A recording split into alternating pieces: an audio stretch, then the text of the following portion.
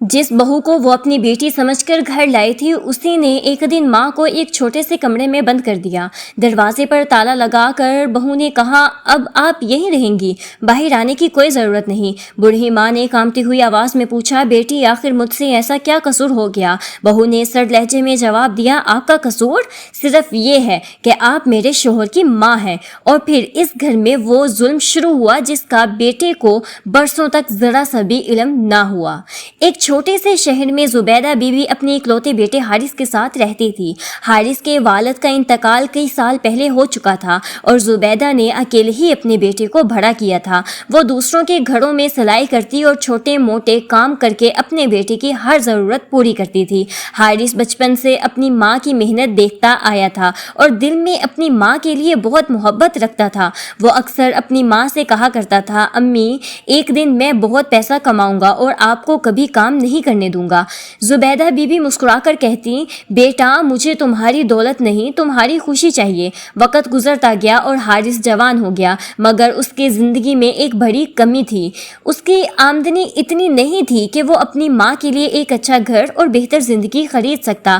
ایک دن حارث کو پردیس میں اچھی نوکری کی پیشکش ہوئی۔ تنخواہ سن کر حارث کی آنکھوں میں امید پیدا ہوئی اور اس نے فوراً جانے کا فیصلہ کر لیا۔ لیکن جب اس نے اپنی ماں کو یہ خبر سنائی تو زبیدہ بی بی کچھ دیر خاموش رہیں۔ وہ بیٹے کو روکنا چاہتی تھی مگر اس کے مستقبل کے راستے میں رکاوٹ نہیں بننا چاہتی تھی۔ انہوں نے آنکھوں میں آنسو لیے کہا، بیٹا اگر تمہارا مستقبل وہاں ہے تو ضرور جاؤ۔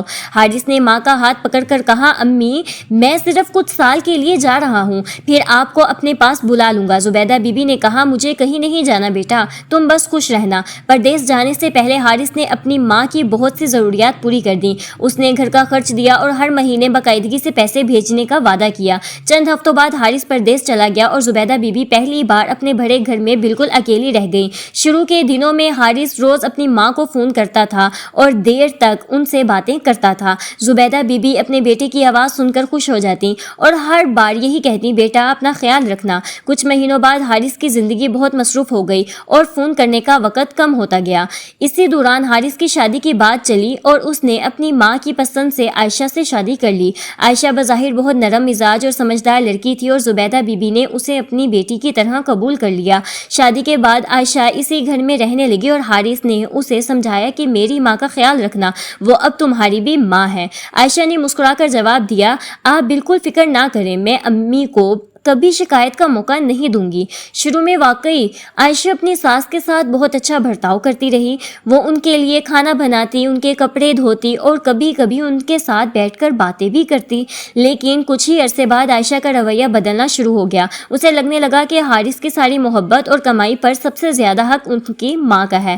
وہ اکثر فون پر حارث سے شکایت کرتی کہ آپ کی امی ہر بات میں دخل دیتی ہیں۔ حارث اپنی ماں کو جانتا تھا، اس لیے وہ عائشہ کو سمجھاتا کہ امی بہت سادہ ہیں، تم ان کا دل نہ دکھانا۔ عائشہ ہر بار خاموش ہو جاتی مگر اس کے دل میں اپنی ساس کے خلاف غصہ بڑھتا جاتا۔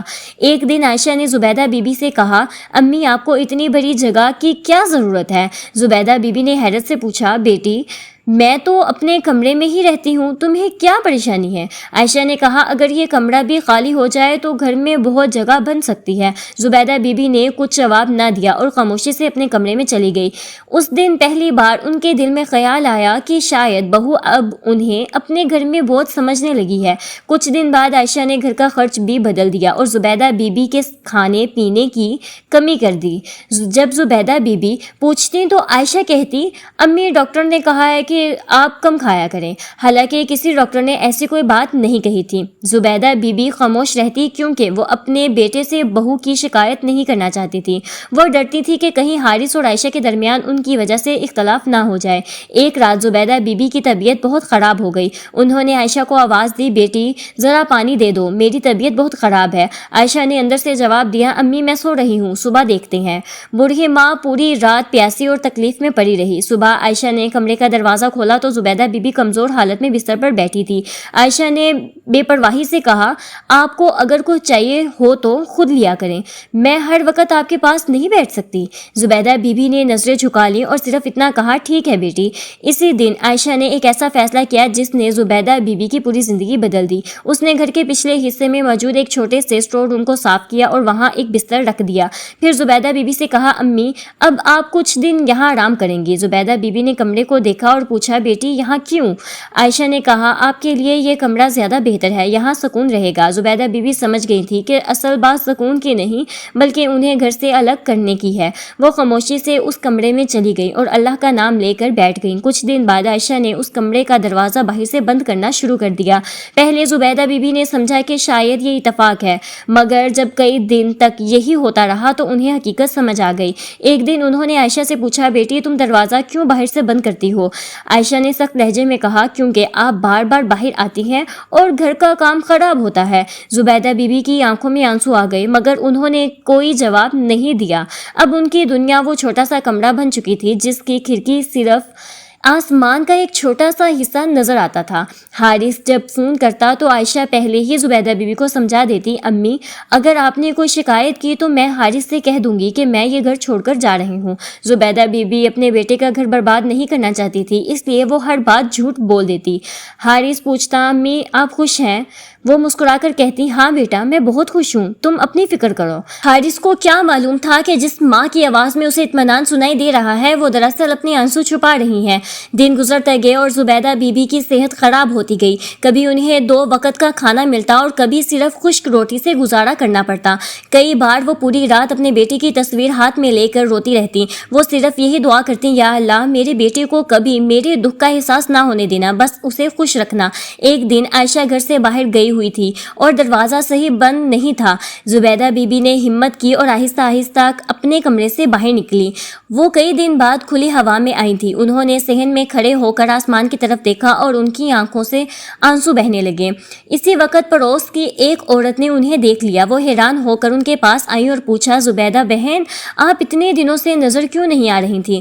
زبیدہ بی بی نے پہلے کچھ نہیں کہا، پھر ان کی آنکھوں میں آنسو آ گئے اور انہوں نے صرف اتنا کہا بیٹی میں گھر میں ہی ہوتی ہوں، بس گھر سے باہر نہیں آ سکتی۔ پڑوسن کو کچھ سمجھ نہ آیا اور اس نے مزید پوچھا آپ کا مطلب کیا ہے؟ زبیدہ بی بی نے کانپتی ہوئی آواز میں کہا میری بہو مجھے کمرے میں بند رکھتی ہے۔ پڑوسن یہ سن کر حیران رہ گئی۔ اس نے کہا آپ اپنے بیٹے کو کیوں نہیں بتاتی؟ زبیدہ بی بی نے فوراً کہا نہیں بیٹی میرے بیٹے کا گھر خراب ہو جائے گا۔ پڑوسن نے کہا لیکن آپ کے ساتھ ظلم ہو رہا ہے۔ زبیدہ بی بی نے آنکھیں پونچھ کر جواب دیا ماں اپنے بچے کا گھر برباد ہوتے ہوئے نہیں دیکھ سکتی۔ یہ بات پڑوسن کے دل میں اتر گئی۔ اس نے خاموشی سے زبیدہ بی بی کی حالت کی ایک ویڈیو بنا لی مگر وہ ویڈیو کسی کو دکھانے سے پہلے حارث سے بات کرنا چاہتی تھی۔ اسی رات اس نے حارث کو فون کیا۔ حارث نے فون اٹھایا تو پڑوسن نے کہا بیٹا مجھے تم سے بہت ضروری بات کرنی ہے۔ حارث نے پوچھا خیریت ہے امی ٹھیک ہے؟ پڑوسن کچھ لمحے خاموش رہی اور پھر بولی بیٹا تم اپنی ماں کو آخری بار کب دیکھ کر گئے تھے؟ حارث نے حیرت سے کہا میں تو پردیس میں ہوں لیکن امی بالکل ٹھیک ہے۔ پڑوسن نے کہا تمہیں کس نے بتایا کہ وہ ٹھیک ہے؟ حارث نے فوراً عائشہ کا نام لیا۔ پڑوسن نے کہا بیٹا اپنی ماں سے خود بات کرو مگر اس بار اپنی بیوی کے سامنے نہیں۔ حارث کا دل اچانک گھبرا گیا۔ اس نے اسی وقت اپنی ماں کو فون کیا۔ عائشہ نے فون اٹھایا تو حارث نے کہا امی سے بات کرواؤ۔